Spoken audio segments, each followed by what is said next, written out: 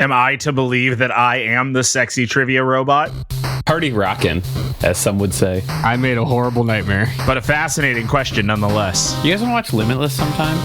You guys want to do this? I haven't answered. It's so good and dumb. Time to get math blasted. Zoom is not a gentle lover, and you know that. I also was trying to think of a boat horn joke. What if Zoom just wants to give you soft kisses? My note of Weezer song name puns. I'm good for this slop. I popped in. It's such a weird time. I feel like we've done that already. The time wasn't is, it was when. Let's do this. All right, here we go. Hello and welcome to Debate This, the show where no one is right, but someone is definitely wrong. In this show, we take time out of our busy adult lives to talk about comic books, video games, and how if you're curious if the villain is a thirst for more power or humanity, then the answer is yes. Well, you've got my attention. Yeah. I mean, I could be more specific, but I feel like I don't know that you need to. that's just, I mean, it's not an and or, it is just yes. Just yes. And I like, too, that you didn't specify, like, the villain of what. It's just of everything.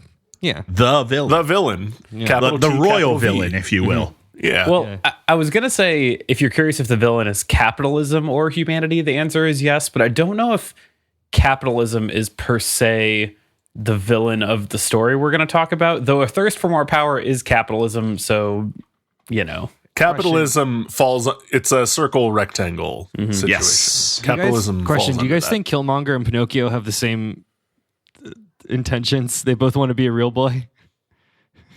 What? What are you doing, Andrew? What is this?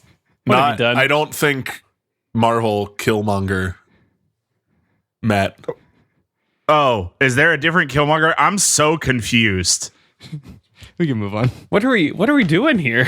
Who is that for? No, don't. We're not moving on. Andrew, explain yourself. I think They we both need wanna to be a real move boy. on. I think we need to move on for us to learn what Andrew meant. Nah, I don't want to get into it. It's just a dumb Perfect. joke. The best jokes are the ones you explain to your friends. Speaking of friends, welcome, friends, to the first flavor text of 2026. So for those who are uninitiated, flavor texts are deep dives into a specific topic, game, IP, etc. And we give you, the listeners, an overview of a property, much like a book report, without you having to do any of the dumb reading or any other necessary work to get that book report done. Because it's 2026. Who's reading? Reading's so Nobody. dumb. No. We have proven time and time again that kids are not reading. Yeah, it's source cited the last episode of Debate This at this time. And hey, if not reading sounds like your sort of thing, you can commission your own flavor text right now at patreon.com/debatethiscast. We'll talk about whatever you ask us to, really. You want an in-depth look at the secret lore behind Pokemon Snap? Or maybe a deep dive into the 90 Day Fiancé extended universe? You want to know about the horrors of Big Ed? We'll tell you.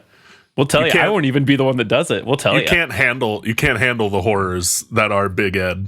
Yeah. Your puny human mind would unravel. We can do that. I just heads up, I am out of town that day. No, it'll wait.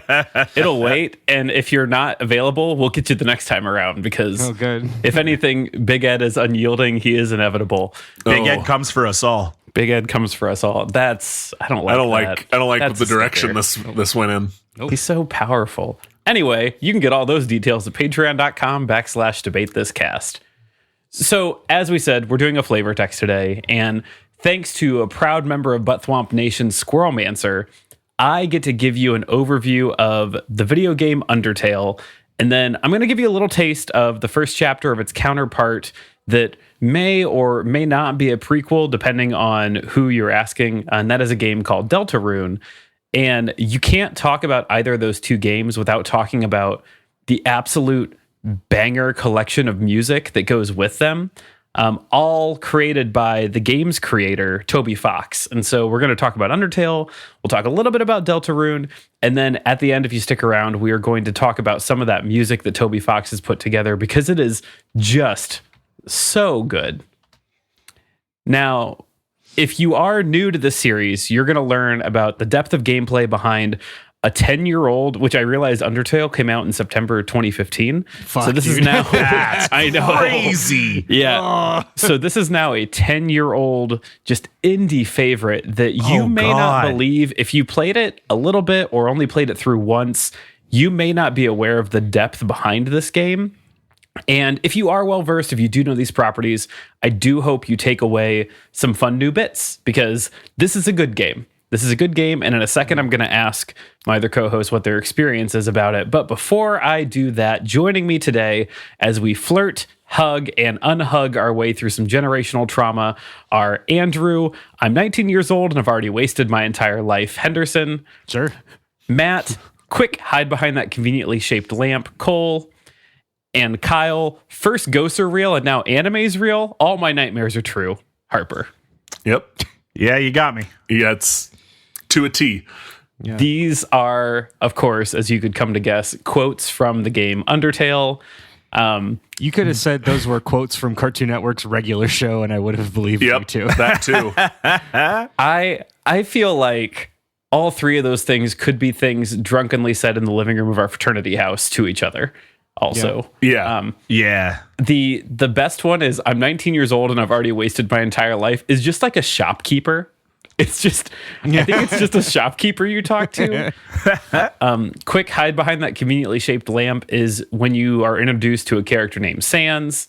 Sans Undertale, who Sans from is- Undertale. Sans from Undertale, who he says, quick, hide behind that conveniently shaped lamp. And it is a lamp that is literally the outline of your character. It's very Good. funny. Good. And then first ghosts are real and now anime's real. All my nightmares are true is from Papyrus. I think in the dating sim portion of the encounter with I didn't him. remember that one. Yeah. Now, before we jump into talk about Undertale and Deltarune, real quick, you three, what's your knowledge base of these properties? What's your experience? What do you got? Absolutely nothing. I know nothing. Except today when Matt was like, is Megalovania the hardest song that's ever come from a game? Yeah, so I know that Undertale exists, and I've like certainly been on the internet in the last 10 years, but I don't know anything about like the story or any of the deep stuff. I've certainly seen some play, like I know what the game looks like. I know what type of game it is. And I have heard music before what you sent today. Like I had heard Megalovania and a couple of other tracks as like, oh, this is the music from Undertale. And I knew that, like, I have respect for Toby Fox's music game. My only other experience with Undertale is one time circa 2016 when I was working at a haunted house. This kid said that he wanted to act in our haunted house, and he said he had his own costume, and he brought his own costume, and he had basically painted his head fully white and said he was Sans from Undertale. Oh, and hell we didn't yeah. really know how to fit that into our haunted house, but I think about that kid a lot. Which is so awesome because Sans is the absolute least threatening character in this game until he becomes the Until most he's not. threatening Until he becomes character. a Dark Souls boss. Yes, till he becomes worse than a Dark Souls boss. Different than a Dark Souls boss. Something. I'll talk about it. Yeah. I know kind of similar to Matt. I have been online in the last 10 years where in spaces where Undertale has been discussed. I have not played it. I have heard more music from it than I have seen things of the game. But it lives in that same space as like Supernatural does for me, where I can see something and be like, hey, that's from Undertale, as it like Yes. drifts on by in front of my face, and that's about it. I know the basics of the story, and I know that like multiple, without saying too much for Matt's ears, I know like multiple runs, multiple playthroughs with different outcomes is a large part of the game, and that's about it. And we will talk a bit about that specifically for Undertale. And I know Sans Undertale and Papyrus Undertale are characters in this game. I didn't know Papyrus Undertale. I just knew Sans Undertale. Yeah, All I know of Papyrus is that brothers. it is the font my tattoo is in. That's correct. I hate to start this by saying my knowledge is extensive, but I think I can say my knowledge is extensive.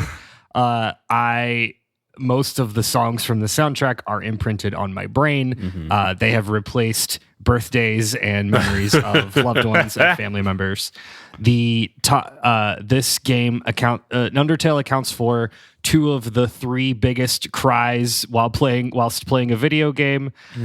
This game also accounts for 2 of the most I was locked in periods of my life playing a video game. One of them being fighting what's her name, the midway boss through the genocide run. Undyne.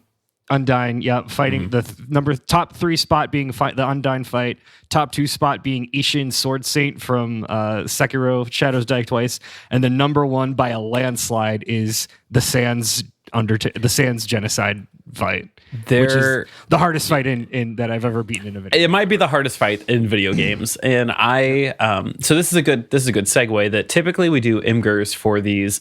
I didn't do any Imgurs for this one, but what I am going to do is direct you to listen to some of the soundtracks, the 2 soundtracks for the 2 games we discuss, because again, Toby Fox just kills it. Bangers. And then I'll also link in the show notes here, and I'll probably throw some videos into the Discord, and maybe we'll even put a premium cut on the premium feed with videos of some of the gameplay, but also there are some notable shout outs to cover albums that I think are really, really good. The thing that I would say right now is that when you're done with this flavor text, just put on the soundtrack on whatever your favorite music streaming app is. It is worth listening to. If you don't like a song, I guarantee you in 1 or 2 more songs, you're going to be like, oh, that shit's good. I thought you were going to say if you don't like a song, if you listen to it 2 or 3 more times, you'll start to like it. You'll start to like it. Yeah. Which is a good thing to say, but funny. Yeah, there are definitely, I think, there are better songs than others, but it is all very good. So definitely encourage you to listen to the soundtracks. I'm going to plug it again before we're done. But let's go ahead and jump in by starting with the question of who is Toby Fox? Who is the man? So first off, Toby Fox was born in 1991, just a dude in his 30s. Dude in his 30s that didn't even go to college for video game design. I think it was like one of the sciences. Did you say he was born in 1991 as a 30-year-old dude? As a 30-year-old man born in 1991. He has Benjamin Button disease. Yeah. At 6 years old, he was born without a face. Without a face. So he is most well known, obviously, for creating Undertale in 2015 and then starting to release the episodes of Deltarune in 2018. Notable, he did the majority of the game and the music for both these games by himself with some artistic support from an artist named Temmie Chang, which if you played these games, you know there are characters called Temmies, which is very funny. But like the lion's share of the work has been him. Now, before he started doing this, he did have a background just like working on ROM hacks and messing with the video game platform RPG Maker. Which I wasn't super familiar with, but I did like some research. It was a video game. It's like a game platform you use to make other games. It's a game engine. It's like Unreal 4 or whatever. Yeah.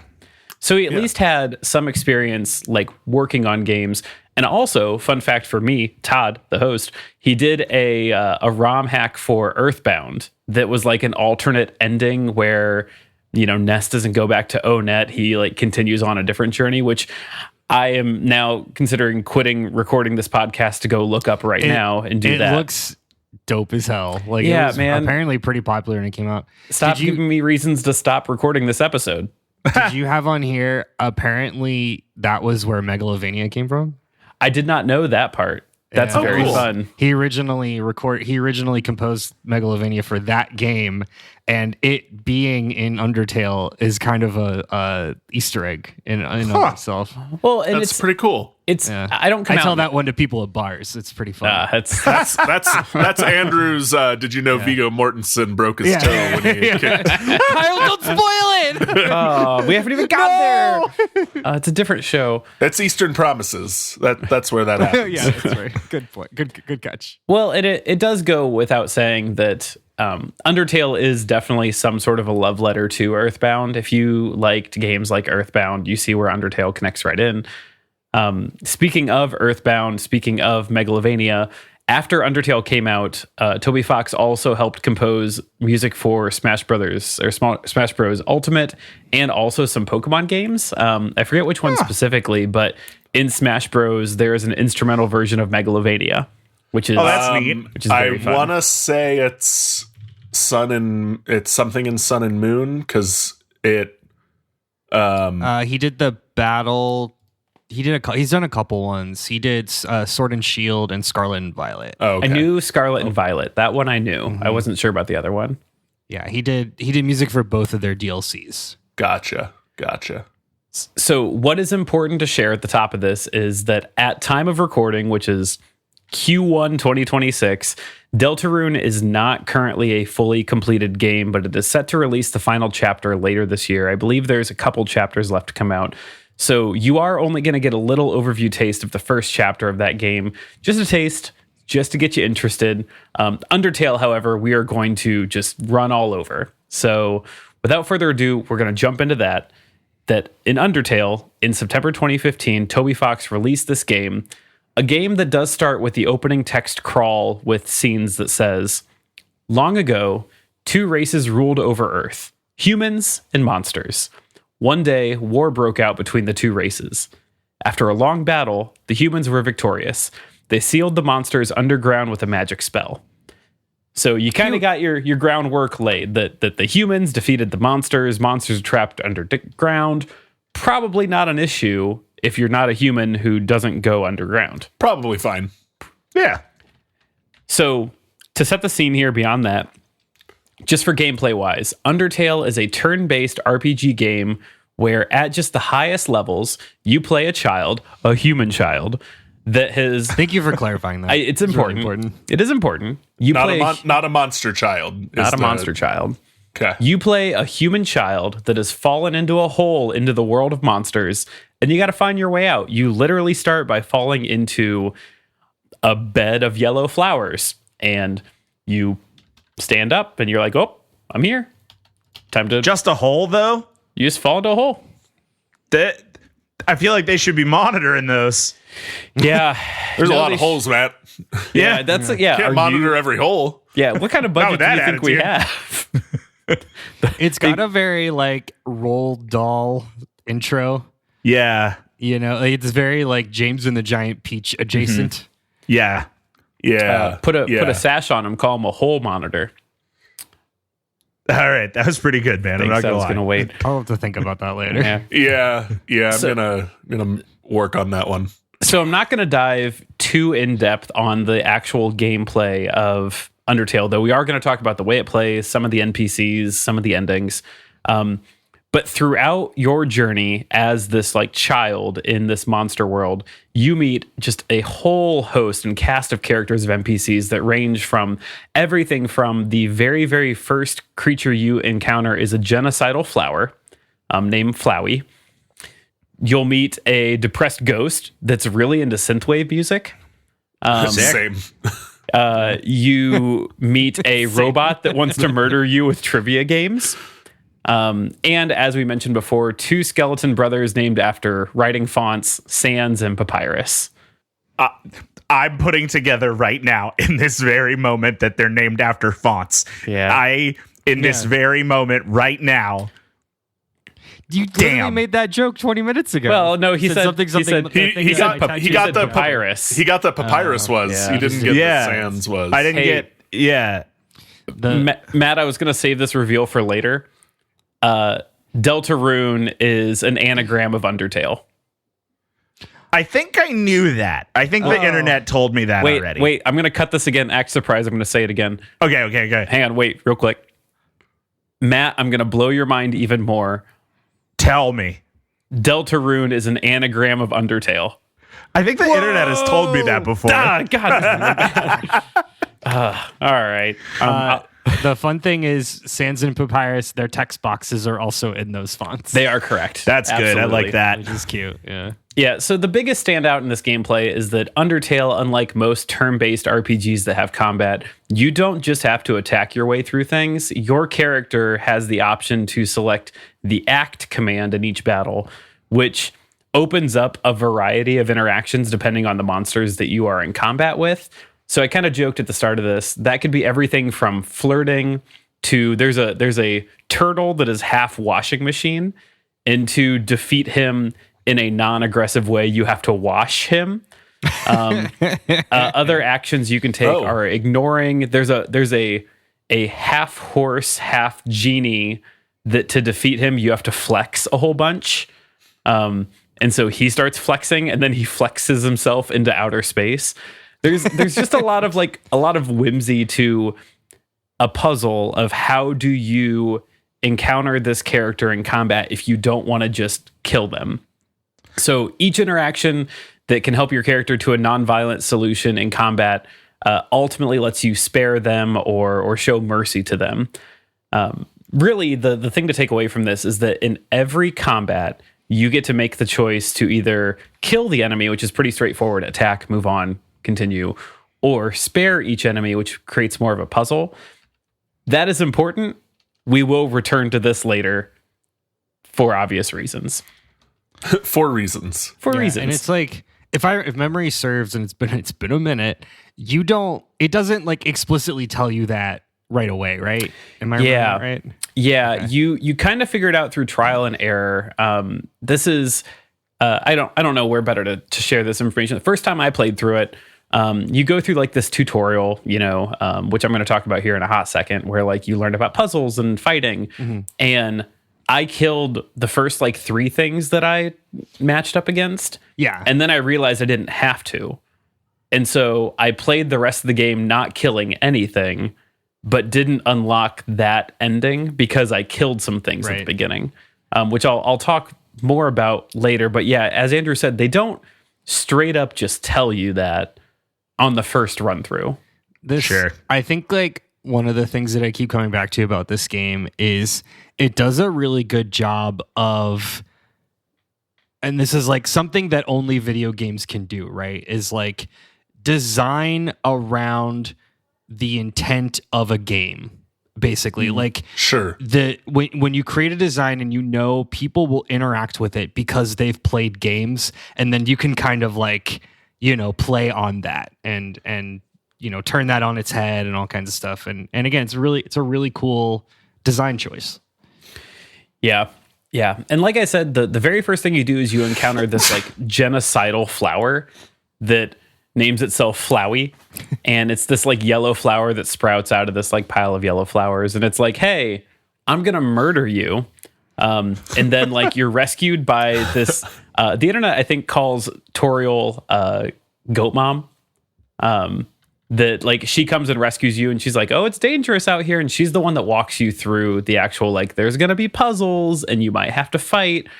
And she like, when you get to the end of the tutorial, she's like, you don't have to leave. You can stay here forever. And you're like, no, I got to leave. I'm a human in the monster world. I'd like to leave.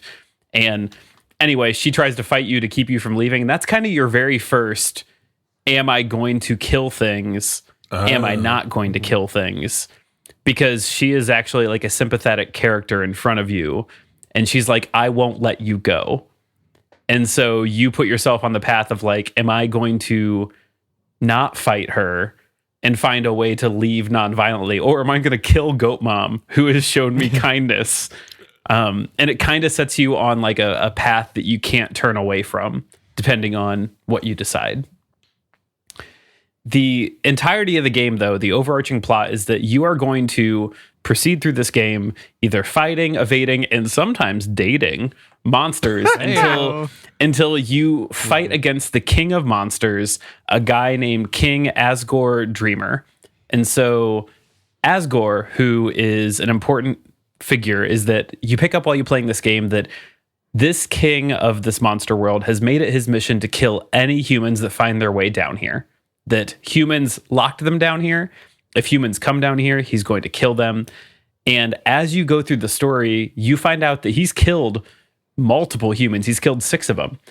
And that once he kills the 7th one, he'll have collected 7 souls like Infinity Gauntlet stones. And he'll be able to destroy the barrier that humans made that lock monsters underground. And then they're going to destroy all the humans. So you're like, man, he's going to turn the Han Moon golden. Yeah, he's going to turn the Han. He's going to turn the Han. He's going to. It's the reverse, I think, in this one. Yeah, it's he's going to destroy the Han Moon. He's going to destroy the Han Moon. And so you hear the whole game. You're just like, this dude is bad news. He's a problem, yada, yada. And then, as you kind of approach the final run up to it. So, and again, all along the way, you meet all these NPC monsters that you either befriend or you fight or you ignore or you date, because there's like 2 different dating sims in here at some point. And along the way, though, everyone's like, King Asgore is a bad man. He is going to kill you when you get there. If you turn, like right before you fight him, you find the caskets of the 6 humans before you. And you're like, shit, this dude's gonna ruin me. And so, to kind of yada yada through some of this plot so we can do some more of this overview, that you make your way through this game and you get to King Asgore, because you got to get through him to like get out of here.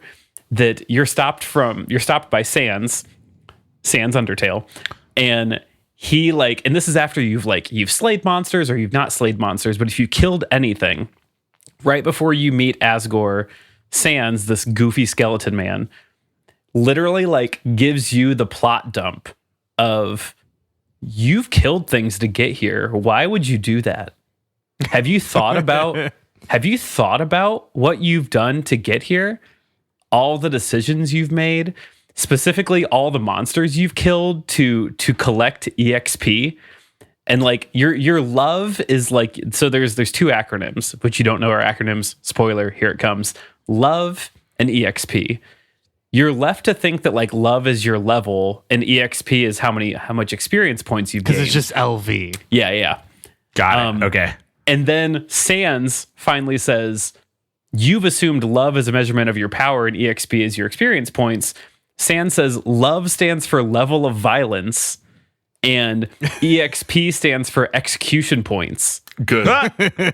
Fantastic. So the whole time you've been playing this game and leveling up and saving and seeing this, and Sans is like, hey man, you killed a lot of monsters and I'm not going to stop you, but holy shit. Even if you kill his brother Papyrus, he's like, you also killed my brother.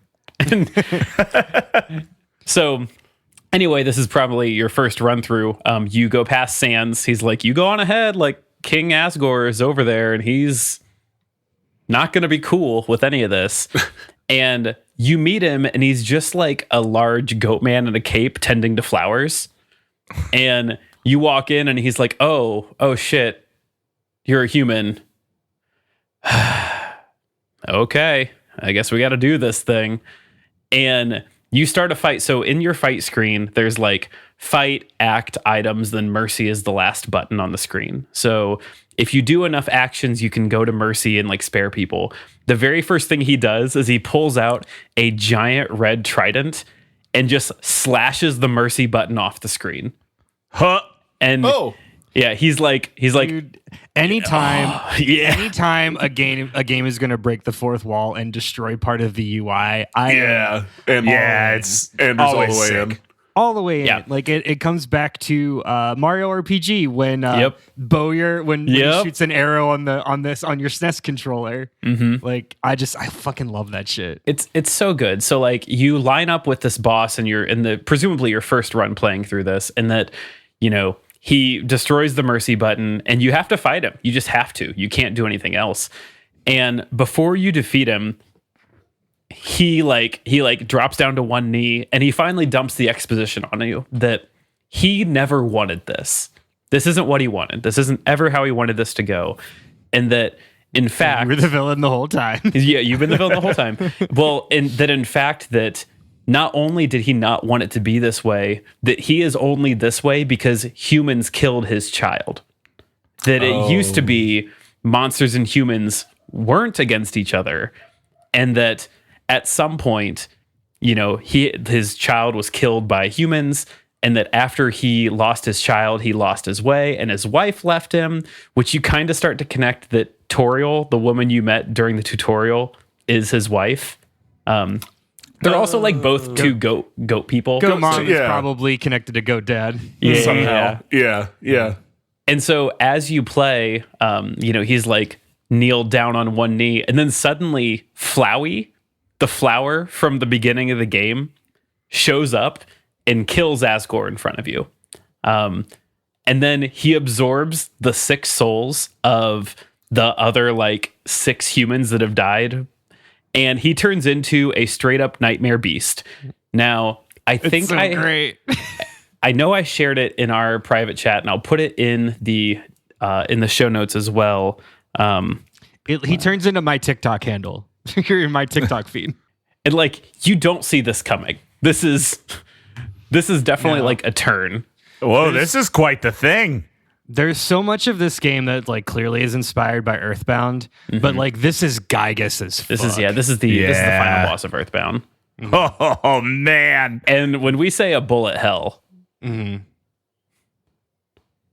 Oh my. yeah.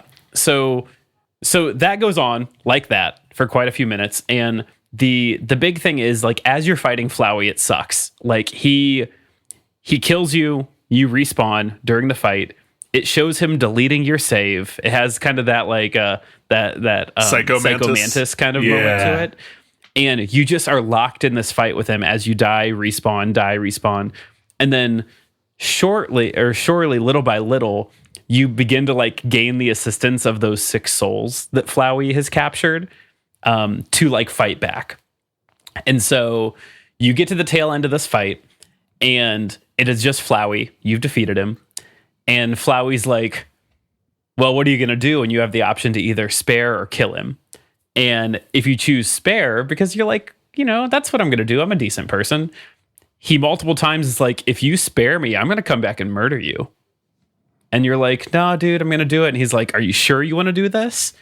And after you clicked it like a couple times, he gives you some dialogue that's like, well, what if you were to do this again and you didn't kill anyone? Would this be different? And so you end the game prompted to restart it a second time because Undertale has, pushes up glasses. The internet would tell you that Undertale has like 90 endings because there's a lot of like little nuance pieces. Oh, sure. But there are 3 types of endings, largely. 3 genres of ending. 3 categories is what I would say. The first is the neutral run, the run you just experienced. You probably your first playthrough, you probably killed some stuff, maybe you figured out partway through. I did read online that you cannot get the other 2 endings unless you've gotten the neutral ending. I can't validate that for myself, but I assume that's how it goes. So there's the neutral ending, the pacifist ending, which is you don't kill anything. You don't kill anything, and I believe you also have to do the 2 dating sims, but you don't do anything. you have to make everybody happy. You have to make everybody put in happy. the work. Yep. Yeah. And then the third ending, the genocide ending. You don't know to do this until the game tells you. Like, Sure. it's not like you have to go in knowing to do that. Well, like, and I say this, like, the first time I played it, I genuinely figured out 10 minutes in you could be a pacifist, but it was too late. But yeah, there's the neutral ending, the pacifist ending, then the genocide ending, which I'm now going to talk about the other 2 endings and how they play differently, because Undertale is designed to be played at least 3 times to get the full experience. After you beat it neutral, you can then replay it for the other run type, which is typically, I think, the pacifist ending, which I would argue is the canon ending. Just because what we're going to describe in the genocide ending is banana sandwiches. Yeah. So the really cool thing that Undertale does when you start up the pacifist run is that at the start of the game, you meet Flowey again, like you did the first time, and he's like, hey, I remember you. don't kill anyone this time, huh? Oh. Yeah, there's a little like wink nod at the screen. And so you kind of get a trigger immediately on once you meet like Goat Mom that there's a fighting dummy that you learn your fighting skills. And in that fighting like practice, you can go ahead and act. And one of your options is to talk to the dummy. Like you talk your way out of fighting this dummy. And that is like the trigger that sets the pacifist like train in motion. Because it's like, oh, you are now playing it again. You haven't killed the first thing you're supposed to attack. The game is now starting to notice like that's where you're going, and it's going to set up things accordingly. If I recall, too, the game reads your Steam or your like whatever. So do you guys remember when we played Doki Doki Literature Club? I couldn't forget it if I Do you tried. remember that? Andrew. Yeah. And it has you like go through and delete the root. That's what I think. That's the tech behind this. Is the game knows what is an actual new game versus like your second new game. Gotcha. Yeah, it definitely reads that because it yada yadas through some stuff. And in the genocide run especially it does. But now throughout the remainder of the pacifist game, you can trigger that pacifist ending by sparing every single monster you fight. Now, when you fight monsters, if you find the way to spare them by like doing the correct interactions, I put unhug as one of the things you can do. There's a large mold man that you can choose to act to unhug, and it's like Mold Man appreciates you giving him his space, and then you can like spare him. Yeah, just really really funny. Or like if you fight a Temmie and I forget what you do, you compliment it. Or you make some remark to it, and the Temmie's like, I don't find muscles attractive, and then a really strong monster shows up, and it's like, well, I do, and Temmie like runs away. But the big point here is that you get the pacifist ending by sparing all monsters, but you also have to complete 2 of the dating sim fights, which fights is in parentheses. You do a dating sim with Papyrus, so like you meet and fight Papyrus, and you like don't let him kill you. Or you don't kill him. And then later on you go to his house because he's like, is this a date? And you're like, yeah, I guess it's a date. And it's very, very weird. And then Andrew referenced a character named Undyne, who is like a soldier and is just a total badass that you have to befriend her later on too. You show up to her incredibly scary house, which this is an editor error, a player error. I did a recent playthrough of Undertale on an old file and completely missed the Undyne, like, go to her house and make friends with her. So I got to the pacifist ending and didn't actually get the real pacifist ending. Because it was like, you never made friends with Undyne. And I was like, that sucks. I remember that being pretty missable. Yeah, you have to kind of go out of your way. Like you have to go looking for it. Yeah. The other thing on the second playthrough is that you do start getting more opportunities to explore and pull up some of that deep lore. Specifically, there's a character, a scientist named Alphys, that you find out accidentally created Flowey. So yeah, you find out the scientist who's just like awkward, shy, weird, sweaty scientist, who invents the robot that does the trivia game that tries to murder the sexy trivia robot, which is not me exaggerating what this character is. But you find out that this scientist created Flowey amongst some other monsters by injecting a yellow flower they found with what they call determination, which is something that you can pull out of human souls. Strong human souls have determination. Alphys injected some determination into a yellow flower, created the monster we know as Flowey, the genocidal yellow flower that follows you throughout the game. One note. Every time I think it's like you either like get full health or you hit a save point. I think it's you hit a save point and you get fully healed. The game prompts you are filled with determination, and it's like it's in highlighted capital D determination. So yeah, that's a really good point to make. That in this game they do a really good job highlighting or capitalizing words in sentences and conversations that like might mean something. They're subtle enough that it doesn't ruin anything, but you like see those themes come up. So you play through the pacifist run. As you get to that Asgore fight, instead of fighting him, he like postures up to you, and then Goat Mom like pushes him out of the way, and she's like, what a horrid creature. Why does he have to be that way? like, no, knock it off. And then one by one, all of the NPC friends you made along the way. So, Goat Mom, Sans and Papyrus, Undyne, Alphys, I forget who else, but there's just a whole collection of your friends. Your friends are all there. They show up and they're like, we're all here to help. And then Papyrus is an idiot. I just want to be clear. Sans is lovable. Papyrus is an idiot. Papyrus is like, yeah, he called us all here. And they're like, well, who called you here? And he's like, that talking flower. And then suddenly, like, they're all wrapped up in flower like vines. And so Flowey shows up. This genocidal flower shows up to capture and destroy your friends. And then as Flowey like destroys all of your friends in front of you, Flowey transforms into this goat child man that goes by the name Azrael Dreamer, aka the child of King Asgore and his wife, Toriel, the goat mom, the same child that King Asgore told us was killed by humans.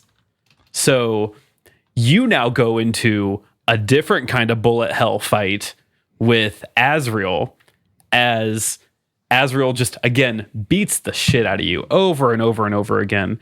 And the way you defeat Azrael is a straight callback to Earthbound as you call upon the power of your friends that brought you here. I did link it in our show notes here. There is a clip to the Azrael fight. It is beautiful and insane. And you fight Azrael one at a time as you encounter your NPC friends that you have to remember what you used to pacify them the first time. So like when you fight Papyrus, you have to like flirt with him or talk about spaghetti or something like that. That's not even a joke. I think that might be the answer. So when you fight, quote unquote, fight Papyrus in this Azrael fight, you have to remember, oh yeah, I talked to Papyrus about spaghetti. You recover them, you save Azrael, and then you are thus led to the no-kill ending of Undertale. As hyperbolic as it may seem, I will say this moment is transcendent. Yeah, it is really something because like you pick up on these story beats a little bit the first time, but the second time you play through, when you come to find out that like Asgore Dreamer doesn't want to do this. Also, Asgore and Toriel combined make Azrael as far as a name, which is kind of cool. Oh, nice. But it just becomes really clear, like this isn't what Asgore wants, and Toriel doesn't want anyone else dead. And so when you kind of get to see them like, oh no, this was their kid. Oh shit. Okay. We get it. Their kid who was injected with like evil human serum. Yeah. And turned into a genocidal maniac. Yeah, he got Ultron. They showed him the internet. That YouTube video I linked, if you jump to about the middle of it, that 14-minute mark, you can actually see like how horrifying this bullet hell is. Because all the fights you have in Undertale, you're typically a heart in a box.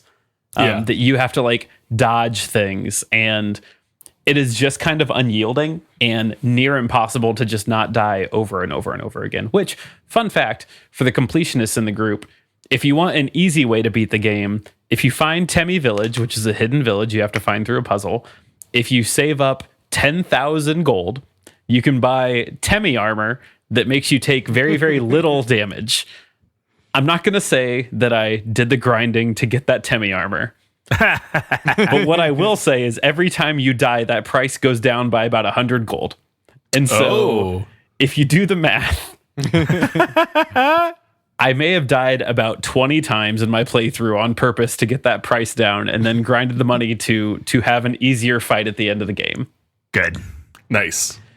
So important context here in the pacifist run is that we do find out that not only was there a war between humans and monsters, but prior to that, they lived in peace, and that all worked until humans destroyed the monsters because humans and monsters, found out that humans have a more powerful soul than monsters do, and that monsters could consume those souls of humans to grow more powerful.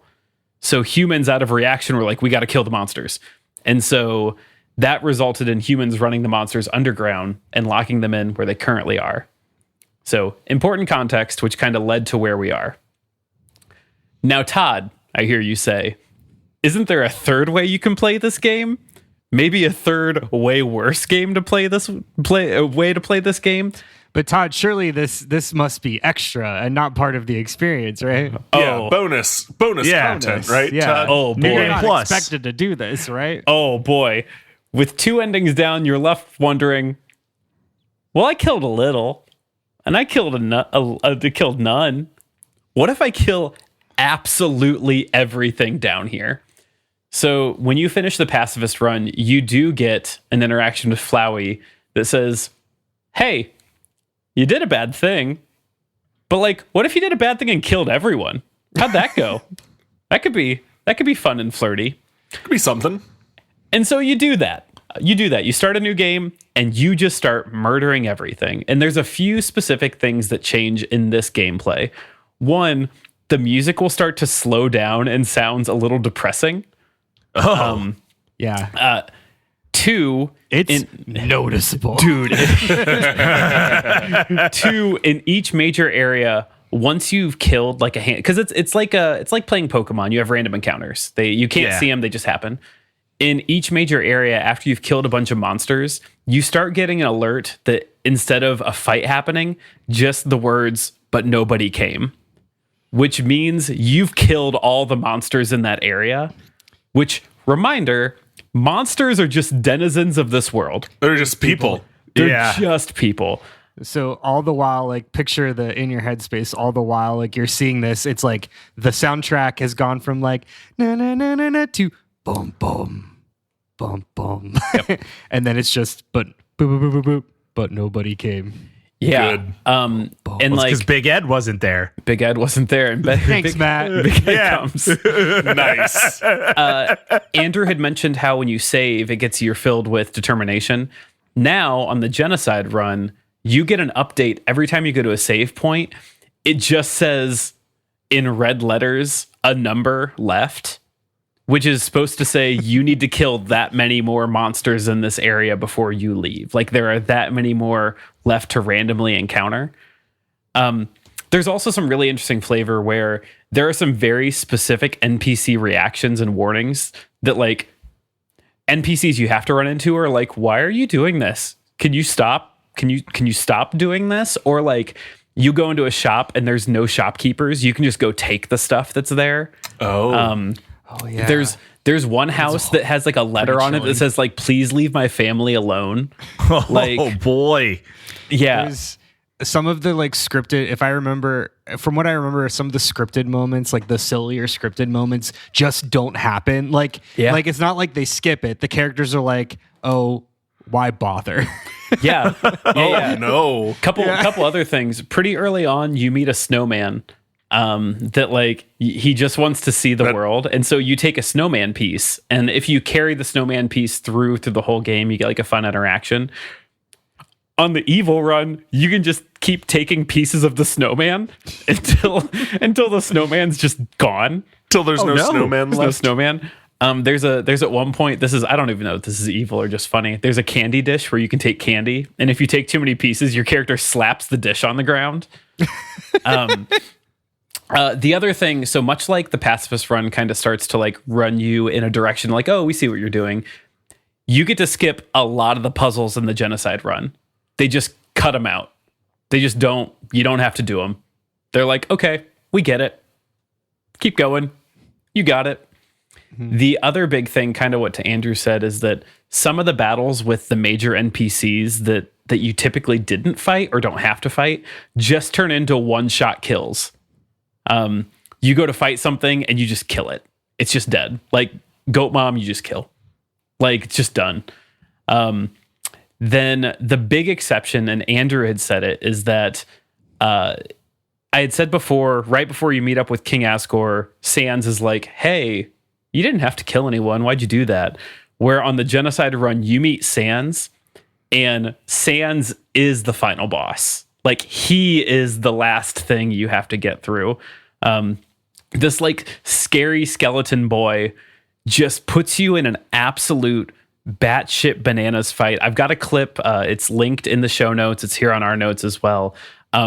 You should just click in there and jump to a part of that video that you defeat Sans, and that is how you get to level 20, which is the highest level you can get to. And it is really something. Like, I can't stress enough. Like, this was 10 years ago, and I remember playing this. Like, this was a week of my life. Well, and you can't hurt Sans. Yeah, he dodges every attack until the end. Like, you have to get to the end. Yeah, like it is a fully scripted bullet hell that you have to survive. You have to survive. When you get to the end, it's done. It's totally doable. It's just like very much memorization, and you have to be perfect. Well, and the game is so fun that like a lot of your battles are this. You're a heart in a box moving around, but then like Sans kind of breaks the fourth wall of like moving the box around, moving you around, like extending the box, making it like a nightmare. Like, it's just really, really funny. But yeah, in the Genocide run, Sans is like the last big thing. So you beat Sans because he gets tired. That's what happens. He finally gets tired and you can hit him. You approach King Asgore, you one-shot him. And then Flowey shows up, and Flowey's like, "Oh, hey, you're here, huh? That's pretty wild that you killed everyone." And instead, when you get to that option where you can like spare Flowey or kill Flowey, like Flowey begs for mercy as your character just like stomps the flower into like a mush. Like, it's pretty graphic in this like pixelated black and white sort of setting. And again, Flowey is begging for mercy while you do this. And then at the end, you are greeted by the spirit of the very first human that made their way into the world of monsters. And it looks just like you. That's the thing.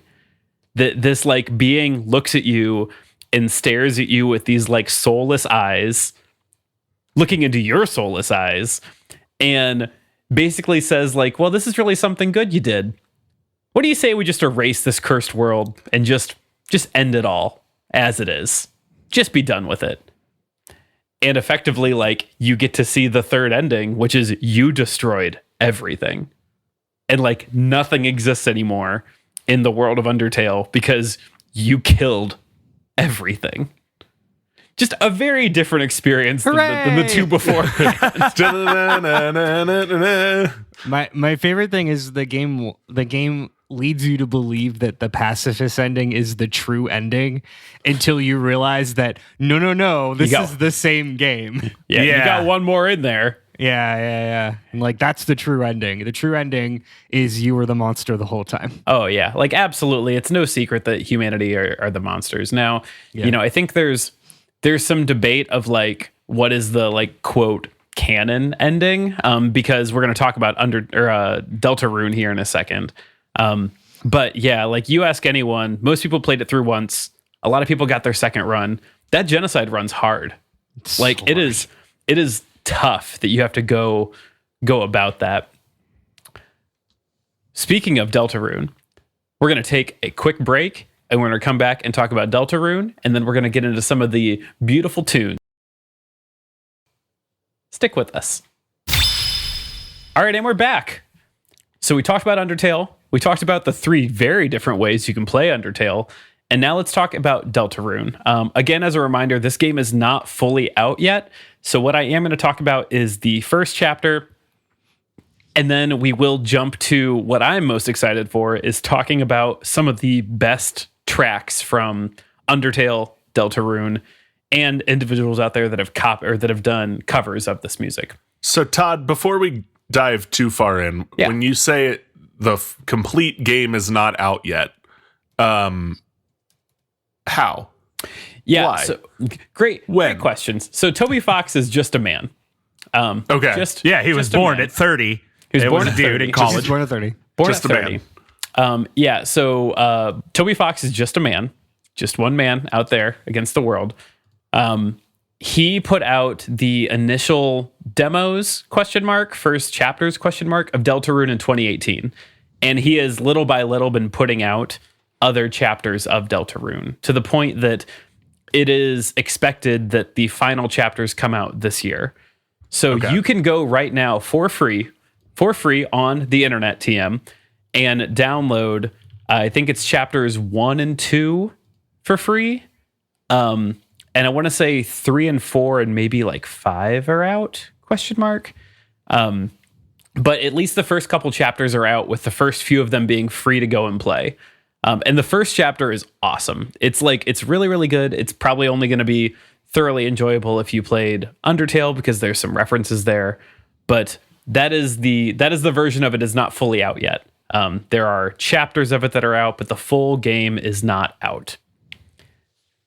As I shared, I've only experienced the first chapter of Deltarune, and so you're getting this next bit as a combination of things that I've seen and read on and researched.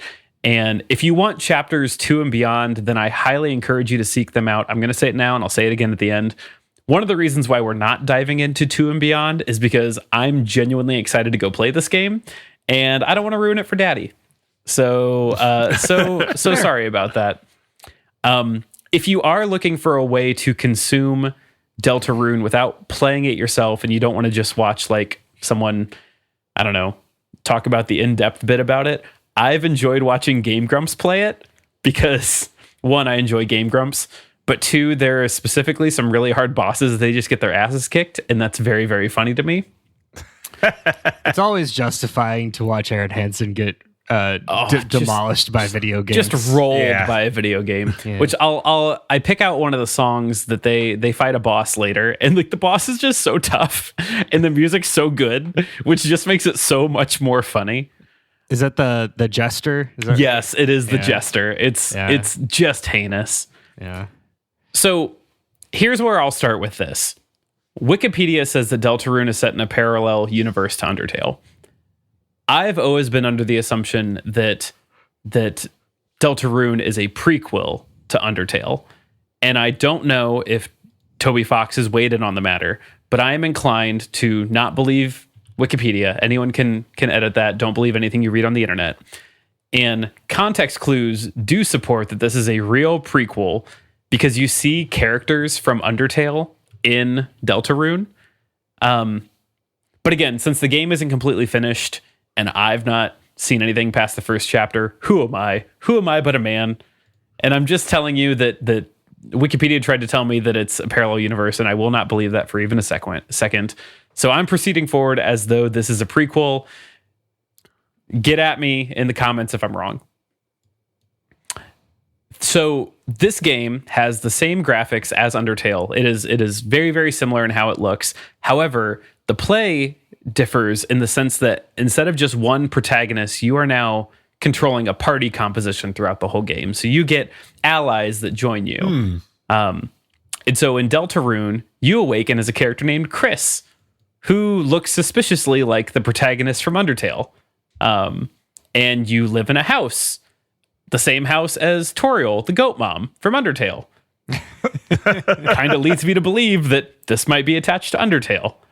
Also, your teacher is Alphys from Undertale, the scientist that made the sexy robot. But at this point in chapter 1 of Deltarune, they haven't made the sexy trivia robot yet that we know of. So again, just trying to get us on a timeline here. Am I to believe that I am the sexy trivia robot? I don't think you're the sexy trivia robot. Damn. That could be the twist at the end. What is your heart sexy telling trivia you? robot is what they called me in college, but I was just curious if in this game. Nice. Yeah, sexy trivia thanks. robot's really a state of mind. It's kind of like Brat Summer. It could be sexy trivia robot summer. Sexy trivia robot summer. So your character, you go to school, and when you get to school, you show up late, and everyone's paired up, and so your teacher, Alphys, is like, pair up for your assignment. Well, there's no one available for you to pair up with until the cool, goth, tough kid, Susie, walks in. And Susie strolls in, and suddenly you and Susie have to go to the janitor's closet, I think, to get more chalk. I think that's what it is. I don't know. And you go into the janitor's closet, and suddenly, gosh darn it, wouldn't you know, you're sucked into a dark world. Daggone it. Beans. Yeah, you get sucked into a dark world, and as you get there, you as your character run into Susie, and you two run into a prince of the dark world named Ralsei, Ralsei. Ralsei shares, wouldn't you know it, there's a prophecy stating that a human, a monster, and a prince will save the dark world. Oh, by the way, Ralsei is a prince, if that isn't convenient enough in this prophecy. Perfect. So you being a human, Susie being a monster, Ralsei being a prince, kind of all lines up. Looks Did we good. know Susie was a monster? Wait, did you say that already? Yeah, sorry. I should have said that at the beginning. Your character is still a human. Everyone else still monsters. Oh, okay. Yeah, everyone else still monsters. Meant to say that. Wait, but you're a human going to school in the monster world. Affirmative. Okay, Yeah. got it. You're living the plot It's of a blended world. You're living the plot of an early 2000s Cartoon Network cartoon. Yeah, It is yeah. It is Halloween Town in this Yeah, world. awesome. Yeah. Hell yeah. Every Toby Fox game is just regular show. It's been a regular show. So you three are now going to save the dark world because of the prophecy. However, Susie is way too cool for school and instead runs off with a bad guy named Lancer, who Lancer, by the way, is the son of a tyrannical king of the dark world. Lancer also has a sweet motorcycle. I understand why Susie ran Hell off yeah. with them. Cool. Yeah. Yep. You run through some plot stuff. It happens, whatever. Friends become enemies, and Susie jumps to Lancer's team until she changes her mind when Lancer imprisons all three of them. Aw, shucks, dang. They break out. They attack the king, the king being Lancer's dad, who the king low-key is like, I'll kill my own son if that's what it takes. I don't even give a shit.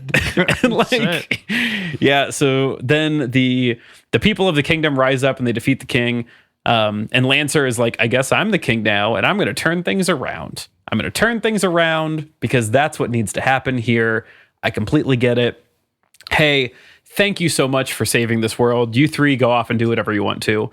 And chapter 1 ends with Ralsei being like, oh my God, we saved the dark world. We're going to close the MacGuffin tunnel. You guys are all good to go. And then Ralsei takes off its mask. And boy, Ralsei looks a lot like Azrael, the son of Asgore and Toriel from Undertale, which, wouldn't you know, Ralsei, Ralsei, is an anagram for Azrael. Holy shit! What? Huh. That's weird.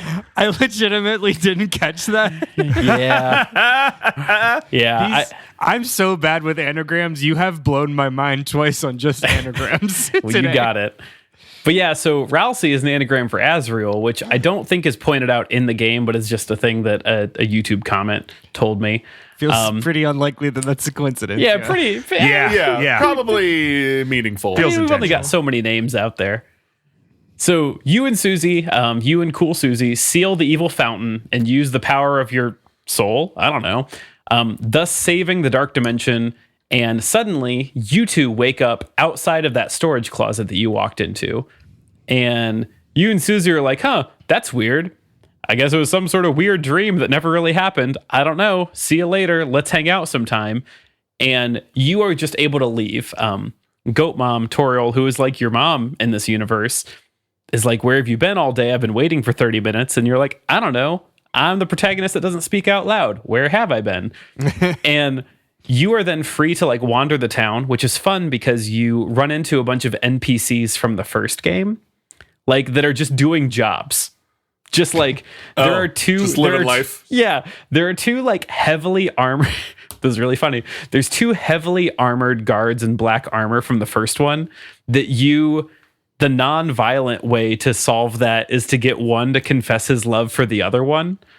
And you do that by getting the one to acknowledge that it's really hot, and he takes off his armor, and the other one goes, oh, whoa, whoa, whoa, like, as he looks at his glistening hairy chest. Those two people are just wearing like street clothes, just wearing like a flannel shirt. Nice. So yeah, you're seeing like all these NPCs from the first game just hanging out. Anyway, your character then heads off to bed.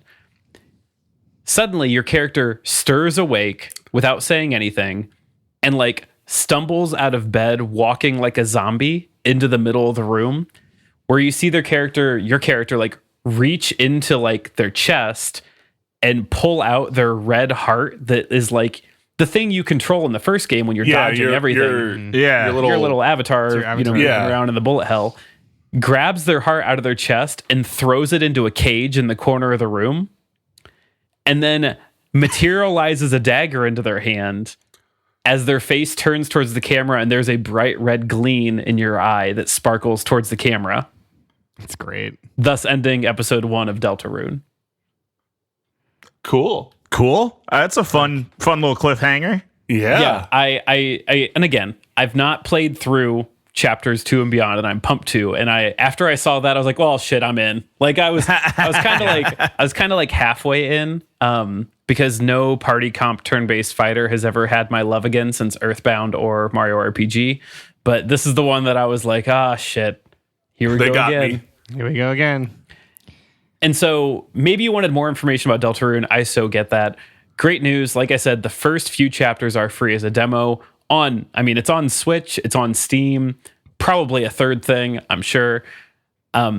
Typically, we don't shy away from spoilers in a flavor text, and Undertale being just over a decade old is pretty fair game, but since Deltarune is not fully out yet, and the host of this episode wants to play it, we're just going to have to like pause right there, and I'll come back to you. That said, you can't talk about Undertale and Deltarune without getting into the music that Toby Fox has brilliantly put together, because it is so good. And I've got, I think, 6 songs that I've specifically picked out, and I'll put the YouTube links in the show notes. For the other 3 nerds on this call, I've got them in the notes. And so we would just be remiss to not talk about these bangers. And I've linked to the YouTube versions of all of these, which a lot of times has the scenes from the fight they came from. But it's also just worth saying Toby Fox has his own YouTube channel that is literally just the audio Just of these in a playlist. all his music. Yeah. Nice. So like if you're just looking for a way to like just inject this into your ears, go check out Toby Fox, his YouTube. It's set up as a radio. You can just run through it. I got 6 songs. I want to talk about these 6 songs. First and foremost, you can't talk about Undertale without talking about Megalovania. That is, what is fun is the boss fight with Sans. That's where that came from. So like, you don't get that song normally unless you have a fight with Sans, which I think is really, really funny. Mm-hmm. And as we mentioned, incredible bullet hell situation. Sans warned you in a run not to kill everyone, and you kind of did the total opposite. And so Sans is like, all right, then I'm a demigod, and I got to kill you. Yeah, I kind of have the power of clairvoyance, and I saw this coming, and so here you go. He does. Bud. He's so much so that he has the Sasuke shattering gun.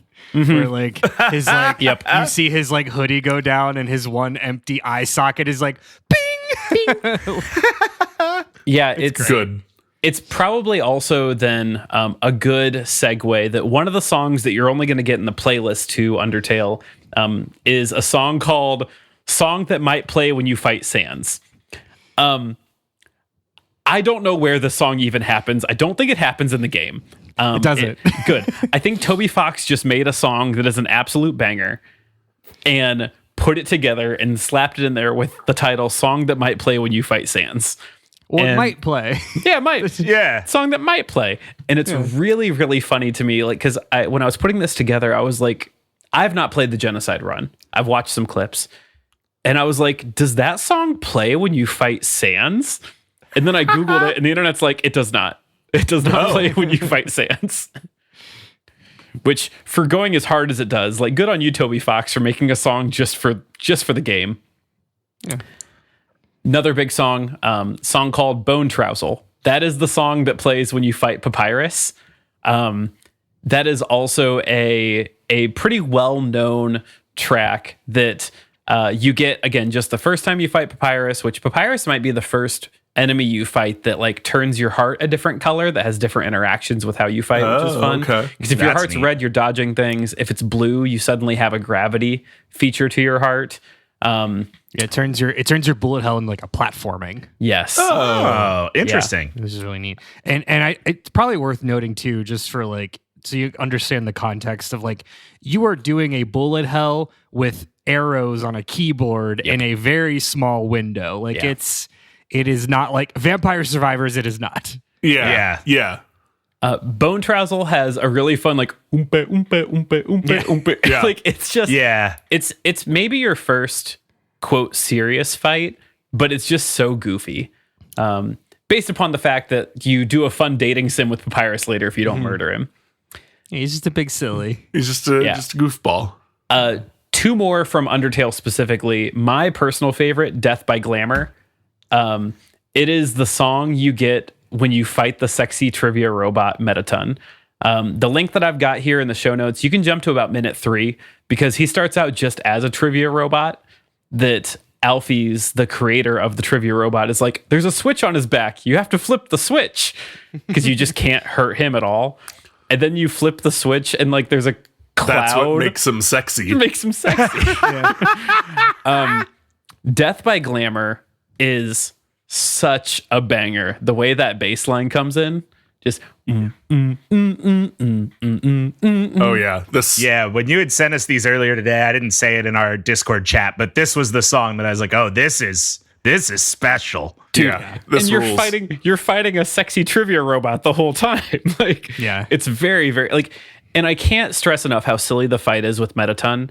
It's a trivia robot, and then at one point you end up on a cooking show with the robot. At one point, it traps you in a room with 6 items, and you're like, choose the correct item. Make sure it's not a bomb. And it's like a basketball, a baseball, a flower, a present, and a dog. And whatever you choose, they're like, incorrect. That's a bomb. In fact, they're all bombs. Even that dog's a bomb. They all have little wicks. Yeah. That's so good. The last one I have in here from Undertale, Spear of Justice, is the song you get when you fight against Undyne, which Undyne is like the King's Guard, like the strong fighter. Undyne is like hyped up as this horrifying, black armored, defender of the king. And which is just really funny knowing that in the pacifist run, you go on a dating sim of sorts with her. Well, you have to, I think you have to hook up her and Alfie's. Is that what it is? Nerdy. Yeah. That's their thing.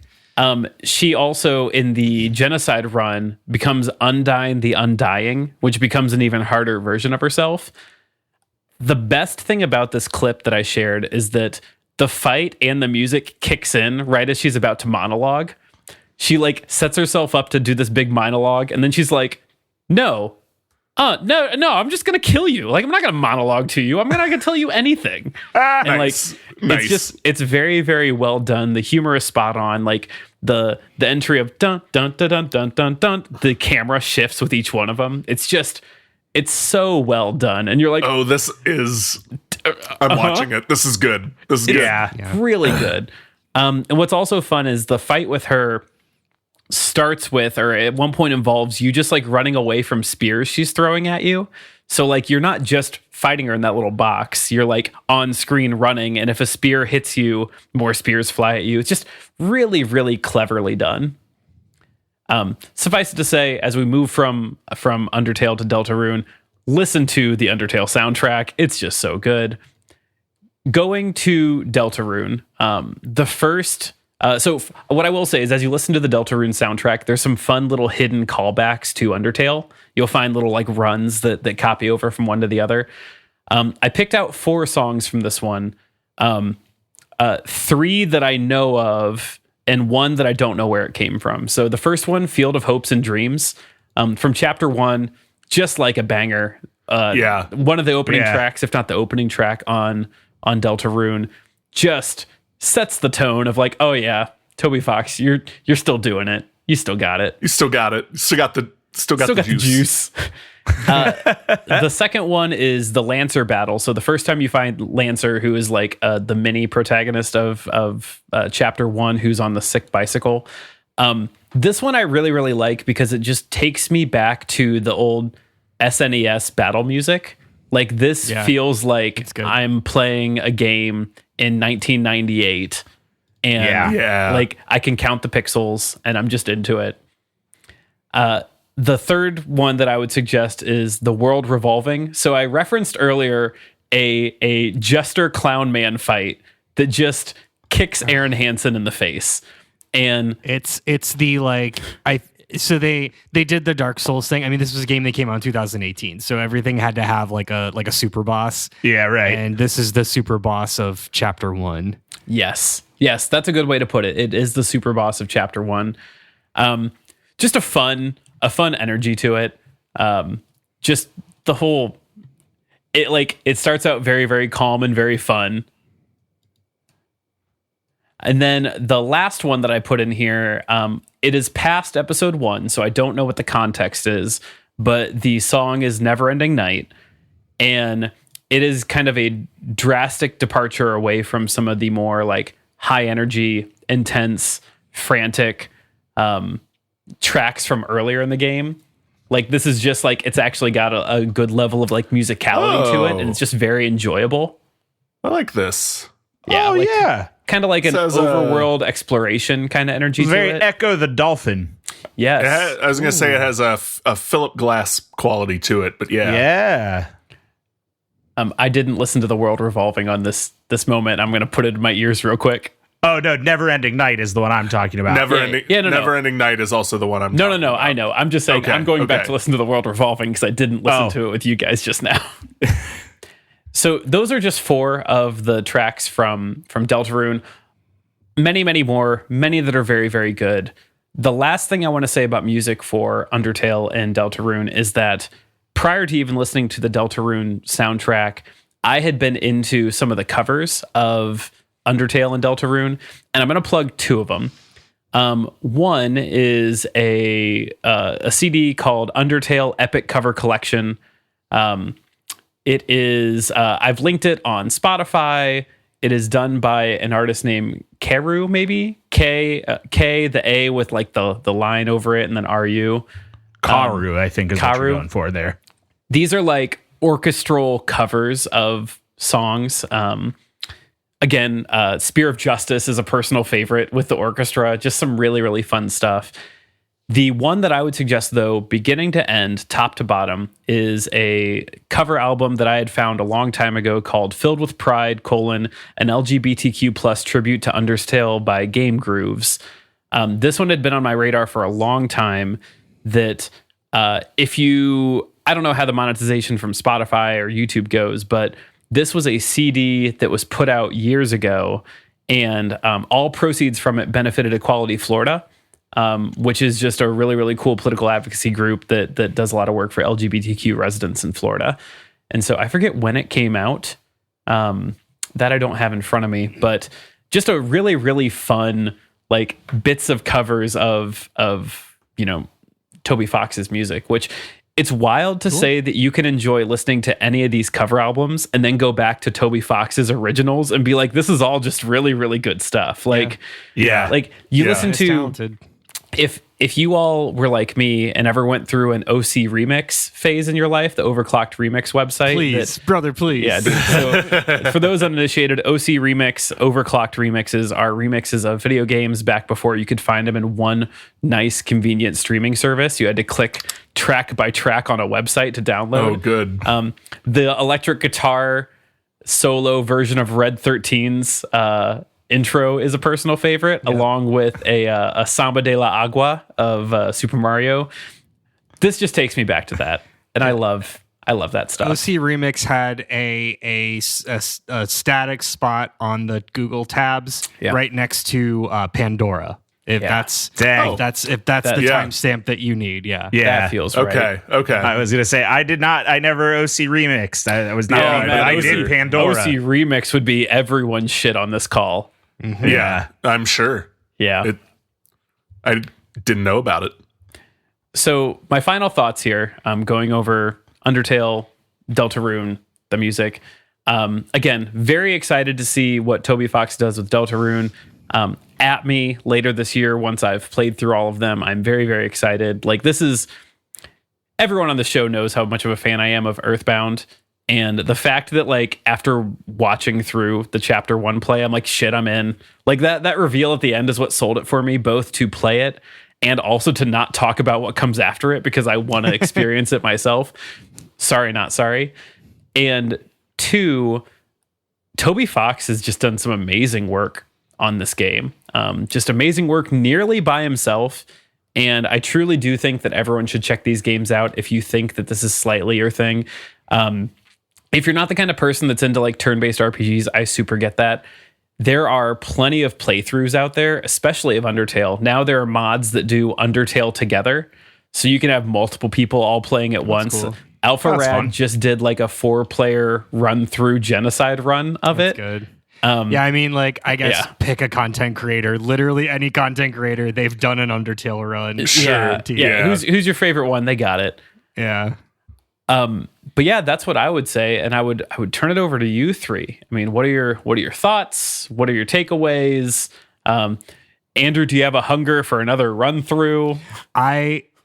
Look, man, I think when I look at I've done a lot of reflection over the last couple of years, and when I look at my favorite type of game to play, it is not 300-hour JRPG. It is Bullet Hell. Bullet Hell is my absolute favorite like way to play a game, which is why I think part of this connected with me so much. Yeah, I'm feeling it. I want to jump back in. I was watching the Sans fight. I was like, well, I could blow the dust off the old controller. Well, it's more like blow the dust off the old carpal tunnel wrap. Yeah. Oh yeah. Because Daddy's a lot older than the last time I played this. It's been a decade. Daddy's not as limber. Daddy's not as limber. Daddy's got a lot more aches and pains since my since wrist clicks when I move too quickly now. Oh my. Yeah, but no, I'm definitely like I'm gonna go and play Deltarune probably. I mean, at least, and I'll pass it back to you other 2 in a second. This is the one thing that preparing for this flavor text has done is absolutely set up Spotify Wrapped to be fucked for me for next year. I've listened to so much Undertale and Deltarune for the past week and a half that I'm working at a deficit to my favorite bands. Yeah. I'm gonna you get a free invite to a con near you for that. Yeah. Oh, good. Like well, if then you get enough hours in the Undertale OST, they just invite you to a con. Like you just get to go. Toby Fox, get at me. Yeah. Yeah, this is cool, man. I have seen a lot of the like clips of the fights from Undertale because every time somebody's like, you should play Undertale, I'm like, isn't that like an RPG? And they're like, yeah, but like not really. And then I see something about the fight, and I would say I more agree with that now. I don't know if I'm gonna play the whole game, but the fights look cool. I also kind of like Andrew. I like a bullet hell game. It scratches my Super Mario Maker itch. I'm getting a lot of that from Ball Pit right now. But I could definitely see a world where something lines up and I end up playing Undertale. It feels like one of those gaming boxes I'll have to check off eventually. Sure. I feel like the thing that you wouldn't like is that if you play the game to try and like. So we talked about the 3 different types of way to play the game. I do not think you would enjoy dating sim version of game. Not at all. I think you would almost have to just play it as straight through as possible because if you try to like wring out the extra bits of like content or hidden things or like fun little Easter eggs, then you end up doing a bit of backtracking and wandering around. And I say this as from personal experience of playing it a week ago, that can become a little tedious the first time you like backtrack to go to a place because there's not like a good fast travel. You can jump around a little bit. And I think that is probably the biggest deterrent that I would say stands between you, my friend Matt Cole, and enjoying Undertale. I mean, Deltarune neither has a bunch of menuing, which is good. There's not excessive menuing. When somebody puts out the abridged version that's just the boss rush, I'll do that. Fair. I'm sure I could also find that if I looked hard enough. But that's just the genocide run. That's just you go in blazing. Puzzles be damned. Guns a blazing. You can do that for your first run. See what Oh well, happens. in that case, maybe that's where. you don't have to- Because really, you all don't I want have to to do beat is like place. it's like through the fire and the flames. Like I just want to say I beat the Sans fight. Yeah. Dude, go watch the whole video of the Sans fight. It's just Good. it's so funny because like I don't know, if you play through this game unknowing of what's going to happen, what a kick in the teeth that is. That you're Oh, like, yeah. I'm gonna go kick Asgore Dreamer's ass right now, and then I'm gonna kick Flowey's. Hey, who's this? What Sans? What are you doing? No, wait. What are you doing here? I don't like a bullet hell as much, but I also understand that this game is on the shorter side, so I might play it to see if I can get through a bullet hell, and also just to know this cultural touch point. Yeah. I mean, It's here's worth the it. thing. Here's the pitch for pretty much anybody. Like the prime game is not very hard, and it won't take you more than 10 to 12 hours. Sure. I would even cut it down as someone who knew what I was doing my second run through. I was below 8 hours for sure. I mean, I beat it over the course of like a week and a half while I was biking. Like I would get on the exercise bike and just kick my Switch on. And granted, like I knew what I was looking for, but I also backtracked on some things that if you just make peace with your God of not trying to 100% them things, like, okay, there's some bits I didn't add here.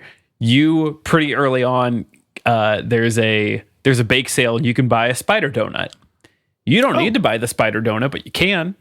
If you buy that spider donut and hold it through the whole game, when you go to fight a spider later on, you can just give her the donut. She's like, hell yeah, you bought a donut at the bake sale. You can go on ahead. See you later. Like if you Goat Mom gives you a pie at the beginning. If you carry that pie to the last fight, you can use it and you get like a different interaction. Like you find a stick at one point, and as long as you've got that stick, every dog you fight doesn't fight you if you throw the stick. Like there's a lot of like little fun bits in there that if you care enough to do them, it complicates your run, but it makes it fulfilling. But also, if you just wash your hands at all that and just go straight forward, you don't have to worry about all that stuff. You'll have a good enough time. Yeah, for sure. Nice. Right on. Well, with that, I want to say thank you so much for listening and debate this, and thank you, Squirrelmancer, for sponsoring this episode, this flavor text. It's so much fun, as you can tell. Honestly, a lot of love for this game, some good nostalgia in here, just deep enjoyment, and we couldn't do it without Patreons like you. And if you want to support your own flavor text, you can go find us on Patreon at Debate This Cast or at our website at debatethiscast.com. Also follow along on Instagram and YouTube. And like I said, if you want to support us, patreon.com/debatethiscast, where for the price of $5 a month, you can get access to our monthly Patreon exclusive show, a show that I've sworn multiple times I won't say in totality, but here we are once again. And that show is called Fellowship This, aka one does not simply record a Lord of the Rings podcast, there and pod again. I don't know why we did this to ourselves. Every time you say it, it gets shorter. For this Every time bit, you say it gets shorter. I think the goal, we can't end the show without all of us being able to say it verbatim without looking. Yeah, because it's so easy to say, just like our other Patreon shows, which you can have access to the backlog. Those shows are titled Deconstructed. That's right. It's just one word. And that is a full backlog. It's one made up word. Yeah. Yeah. It's an acronym smushed into a word. And that is where we did a watch through of a bunch of different Disney Channel original movies. Some good, some different. And most of them are decoms. Also, you get access to the full backlog catalog of our D&D show, The Office Drones, a true joy, where Andrew took us through a romp of a fantasy office situation. Thoroughly enjoyable. Until next time, I'm Todd Thomas. I'm Andrew. Everything changed for the Monster Society after King Asgore invented the internet. Henderson. I'm Matt. The king did what to his ass? Cole. I'm Kyle. Stay tuned for Deltarune Chapter 5 and 6, where you learn Papyrus and Sans' parents' name, Helvetica and Webdings. Perfect. And we're saying thanks for debating with us, and if you think we're wrong, you can come fight us behind the swing sets, nerds.